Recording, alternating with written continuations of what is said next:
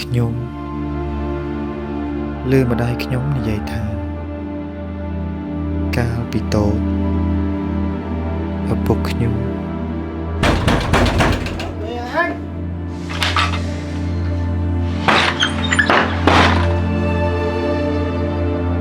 មិនបានធ្វើអញ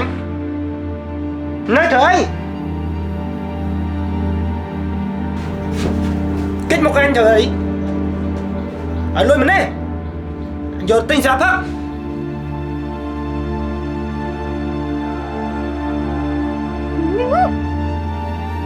ស៊ីក៏ព្រៀងឡើយពេលនោះម្ដាយខ្ញុំអោបខ្ញុំទាំងញ័រខ្លួន Con con បាទម៉ែ mắt mắt trơn chẳng មានអីណាម៉ែកូនររៀបចំចេញធៀនហើយ អតីតកាលវាបានកន្លងផុតហើយ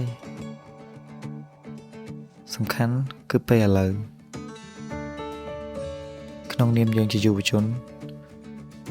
ត្រូវចេះពិចារណាក្នុងរឿងនេះហើយបើអាចពួកយើង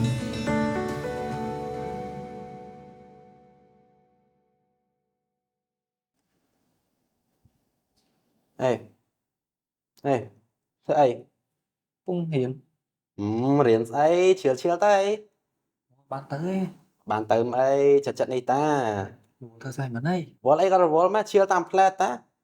ទៅបានទៅឯង sai chăm thơ, lấy dương chăm, mà mẹ tới nè, ពេលនោះខ្ញុំក៏បានសម្រេចចិត្តទៅជាមួយពួកគេប៉ុន្តែអីដែលនឹកស្មានមិនដល់នោះគឺ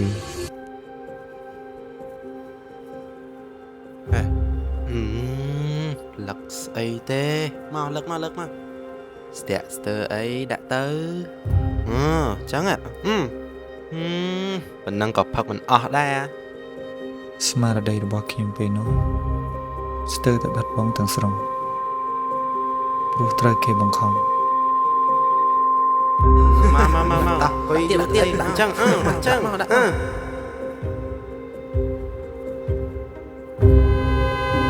ôn